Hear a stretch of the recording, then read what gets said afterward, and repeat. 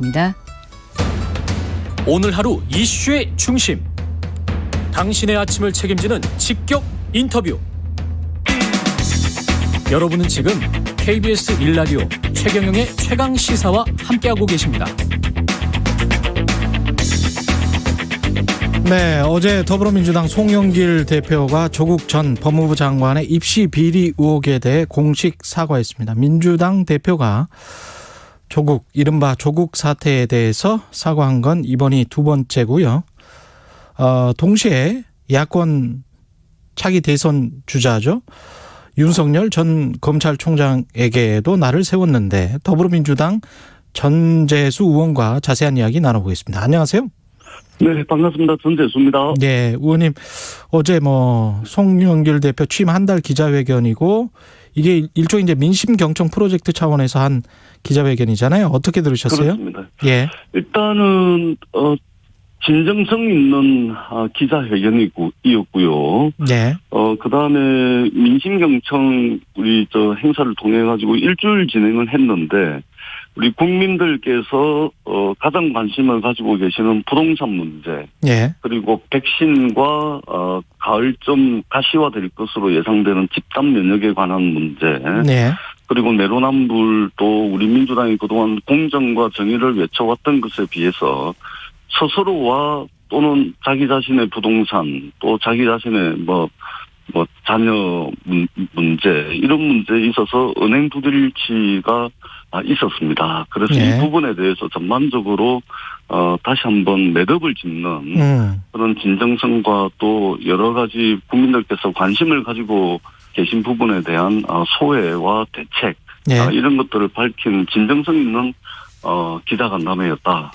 그렇게 평가를 합니다. 예.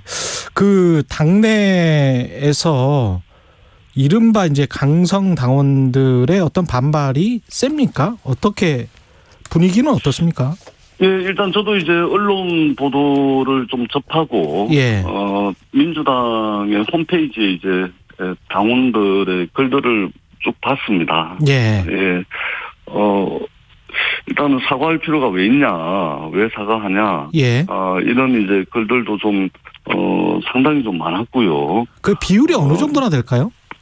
글쎄, 보시기에. 예, 그거 제가 예. 읽은 글 중에 예. 이런 글이 몇 개고 저런 글이 몇 개고 이걸 나눠서 봐야 이제 퍼센티지를 알겠는데요. 예, 분류는 해보지 않았지만 예, 그런 글들도 꽤 눈에 그런 띄었다. 글들이 좀 상당히 좀 있었고요. 예. 그리고 충분히 저는 이제 우리 지지자들께서 하실 수 있는 말씀이라고 생각을 합니다. 예. 예, 그리고 이게 정치하는 사람들, 특히 이제 당 지도부가 굉장히 곤혹스럽고 어려운 게 뭐냐면, 이 정치하는 사람들이 소신이 있지 않습니까? 예. 근데 소신은 있는데 또 정치하는 사람들은 국민의 목소리를 이제 전반적으로 좀 전달을 하고 해야 되는 그 사이에서 이제 균형점을 찾아야죠. 예, 예. 좀 이제 좀 어렵고 좀 난처한 경우들이 있는데, 예. 예, 그런 차원에서 당 지도부가 우리 당을 지지하는 지지자분들과 조금 더 활발하고 조금 더 좀 여러 채널을 통해서 소통도 하고 하는 부분들은 좀 과제로 남았다. 예. 그렇게 생각을 합니다. 그러면 그 당 지도부 입장에서는 아무래도 이번에 이제 거기에 반발하는 어떤 당원들을 좀 달래야 하는 그런 측면도 있겠습니다, 앞으로는. 그렇습니다. 그래서 예. 저희들이 이제 남은 과제 중에 굉장히 중요하게 생각하는 것이, 예. 우리 청년들이 이 기득권의 높은 벽 앞에서 좌절하지 않도록 이 불평등이라든지 양극화 해소에 좀 매진을 하는 이러한 것을 예산과 정책으로 보여드리고, 그다음에 우리 내부에 있는 이 공정과 정의를 외쳤음에도 불구하고 그러지 못했던 부분들에 대해서 예. 당이 좀 확실하게 하는 부분. 예를 들면 어제 송영길 대표께서 예. 저희들 지금 민주당 국회의원, 그러니까 국민의힘 국회의원들에게 제안을 했는데 국민의힘은 동의를 하지 않아서 예. 저희 민주당 국회의원 174명 전원을 국민권익위원회에다가 부동산 전수조사를 시켰습니다. 예. 저도 이제 엊그제 국민권익위원회로부터 전화를 받았는데, 예. 이런 부분에 대해서 소명을 해달라 이렇게 전화를 받았는데, 이렇게 해가지고 좀 문제가 있다면 수사기관에 바로 이첩을 하고 출당 조치를 하고, 그다음에 자녀 입시라든지 자녀의 그 취업 문제가 있다면 예. 무죄 확정이 나오기 전까지 탈당 조치를 하는 이런 이제 강력한 의지를 이제 말씀을 하셨거든요. 예. 그래서 이러한 과정들을 통해서 우리 청년들이 겪게 되는 불평등, 불공정의 문제를 좀 극복하기 위해서 예산과 정책으로 좋은 정책들을 만들어내고 우리 예. 내부에 있는 이런 불공정과 이런 부분들을 좀 스스로 좀 혁신하는 이런 모습들을 앞으로 좀 보이는 것이 우리 지지자들과 국민들의 신뢰를 다시 회복하는 길이라고 생각을 합니다. 그 조국 전 장관은 자신의 페이스북에 겸허히 받아들인다. 저를 밟고 전쟁하십시오. 이렇게 썼거든요. 이거는 어떤 의미일까요? 근데 조국 전 장관께서 이렇게 말씀하신 적이 여러 차례 있습니다. 예, 맞습니다. 예, 여러 차례 있고요. 조국 장관 입장에서는 선택할 수 있는 메시지가 아마 그렇게 많지 않았을 거다. 예. 라는 추측을 좀 해보고요. 예. 조국 장관의 말씀대로 정말로 저희들이 미진한 이 진행 중인 검찰 개혁을 좀 완수를 하고 특히 이제 선출되지 않았으면서 그러나 책임지지도 않는 이런 이제 언론 개혁 과제들이 남아 있습니다. 예. 그래서 이러한 개혁에 좀 내전을 해달라는 그런 의미를 읽히고요. 네. 저희 당이 이제 검찰 개혁을 완성해서 국민 인권을 보호하는 마지막 보루로서 검찰이 기능할 수 있도록 그리고 언론의 여러 가지 가짜뉴스라든지 이런 부분들에 대해서 좀 개혁이 필요하지 않을까. 네. 이런 이제 부담을 가지고 또 이 과제들을 잘 추진해 나가겠다. 는 이제 다짐을 해보게 됩니다. 그 송영길 대표가 그 쭉 보면 윤석열 전 검찰총장의 가족 비리와 검찰 가족의 비리에 대해서도 동일하게 적용되어야 할 것. 조국 전 장관 가족에 대한 검찰 수사의 기준은 이렇게 돼야 된다. 이런 이야기를 했거든요. 이거는 어떻게 봐야 될까요? 그러니까 굉장히 당연하고도 당연하고 상식적이다. 예, 하신 말씀이다. 왜 그러냐면 예. 사실은 이 조국 전 장관의 문제는 출발은 검찰 개혁이었습니다. 예. 출발은 검찰 개혁으로 출발했는데 끝은 이제 정쟁으로 이제 끝이 나버렸는데 그렇게 됐죠. 그 정쟁의 핵심이 뭐냐면은 조국 전 장관을 내로남불의 대명사로 만들고 은행 불일치로 대명사로 만들어버린 겁니다. 예. 그것이 바로 윤석열 검찰총장의 말하자면 검찰 권력을 검찰이 동원할 수 있는 모든 자원을 총동원해가지고 검사와 검찰 수사관 100명을 동원해가지고 80군데를 압수수색을 하면서 사돈의 8총까지 전부 다 뒤졌잖아요. 예. 자, 그렇게 해서 검찰 개혁을 말하자면 정쟁으로 만들어버렸는데 예.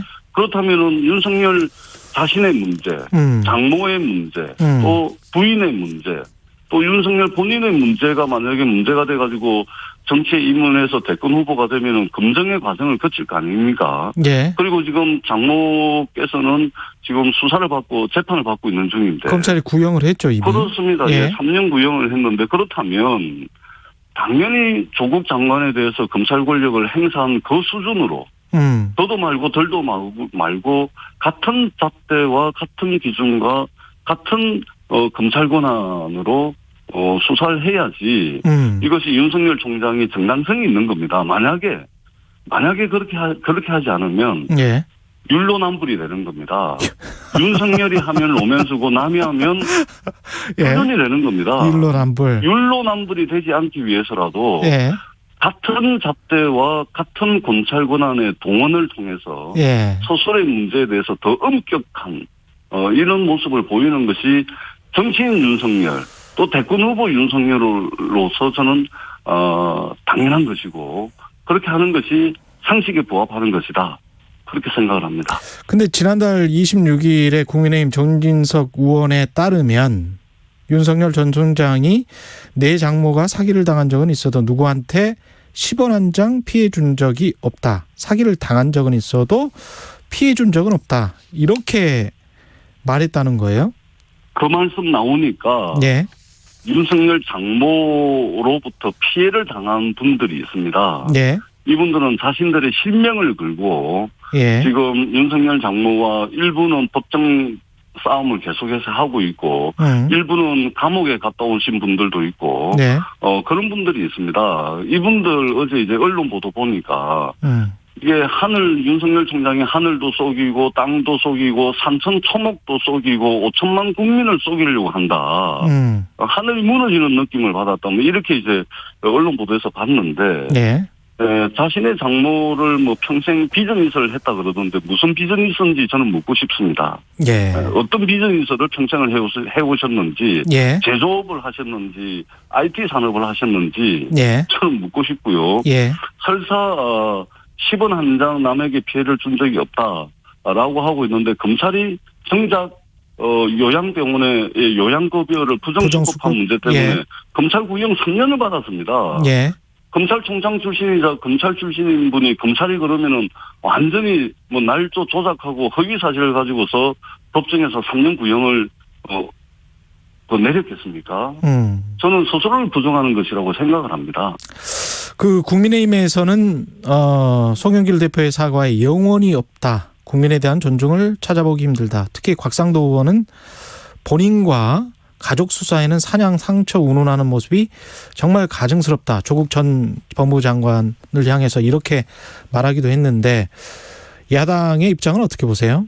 야당 전체의 수십 년 동안 우리 국민들의 열망이었고 네. 정치권의 지상 과제였던 검찰 개혁을 결국은 정쟁으로 만들어버린 것에는 야당의 책임이 굉장히 큽니다. 네.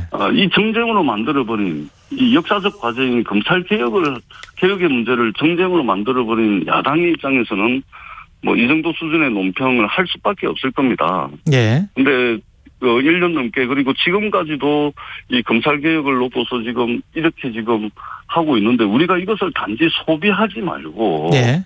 대한민국이 정말로 검찰이 견제와 균형이라는 굳건한 기반 위에서 작동할 수 있도록 검찰 권한이 네. 그리고 절제된 검찰 권한을 통해서 국민들의 인권을 보호하는 마지막 보루로서 그런 역할을 할 수 있도록 이제는 전쟁이 아니라 정말로 대한민국의 모든 정부의 구성 원리가 견제와 균형의 원리에 의해서 구성이 돼 있듯이 네. 검찰 권력 또한 그러한 견제와 균형의 원리 위에 굳건하게 설 수 있도록 네.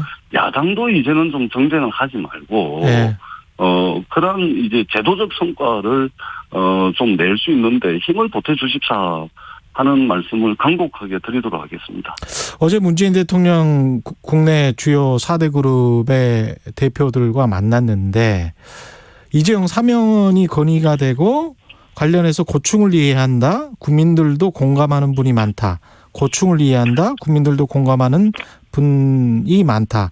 이거는 어감이 많이 바뀌었습니다. 예, 저도 이제 어제 그 보도를 보고 대통령께서 예. 뭐 입장이 상당히 이제 변하신 게 아닌가 이렇게 느꼈는데요. 예, 변했다. 사실은 그 전에도 이제 대한상공회의소를 비롯한 재계라든지 또 예. 종교계 또 뭐 이런 분들이 청와대 이재용 회장 사면에 대해서 많이 건의한 것으로 알고 있고요. 예. 그리고 이번에 한미 정상회담을 할 때 이제 미국의 재계에서도 이제 그런 요구들을 했던데 예. 대통령께서 이제 이렇게 말씀을 하시는 것은 각계각층의 그런 요구와 그리고 최근에 이제 이재용 회장 사면에 대한 국민 여론조사 나온 거 보니까 한 70% 정도. 예. 그러니까 이제 이명박 박근혜 두 전직 대통령에 대해서는 사면 반대 의견이 50%를 넘어가는데. 예. 이재용 삼성 회장에 대해서는 70% 정도 사면을 찬성하는. 예. 그런 국민 여론을 감안해서 대통령께서 그렇게 말씀하신 것으로 보여지고. 예. 이 문제는 전적으로 문재인 대통령께서 결정하신 문제고. 예. 말씀을 해오신 그런 뉘앙스대로 네. 진행이 되지 않을까라는 전망을 조심스럽게 해봅니다. 뉘앙스대로 진행되지 않을까 그렇게 말씀하셨네요. 예. 네. 이준석 전 최고위원 지금 국민의힘 같은 경우에 상당히 선전을 하고 있잖아요. 당대표 선거에서. 그렇습니다. 예. 그리고 이제 윤석열 전 총장이 입당할 것 같은데 그러면 굉장히 민주당으로서는 강력한 조합 우로 보세요? 어떻게 보세요? 그래서 일단 6월 11일 날 국민의힘 당대표 선거가 끝이 나는데요. 네. 일단 이준석 후보가 당선이 될 것 같습니다. 저희들이 볼 때는. 네. 저도 이제 TV 토론도 보고 뭐 이렇게 보니까 국민의힘의 중진 의원들께서 그냥 이준석 후보 한 명한테 그냥 뭐 이게 상당히 좀 쩔쩔매는 예. 이런 풍경들이 많이 연출이 되던데 예. 저는 국민의힘 전당대회를 통해서 시간이 다 돼가고 있습니다. 예, 이것이 민주당에도 던지는 메시지가 있다고 생각합니다. 예. 그래서 반면교사 삼아서 민주당이 이번 국민의힘 전당대회를 통해서 무엇을 배울 것인지 예. 이 부분들에 대한 더불어민주당 전재수 의원이었습니다. KBS 라디오 청취자 여러분 안녕하세요.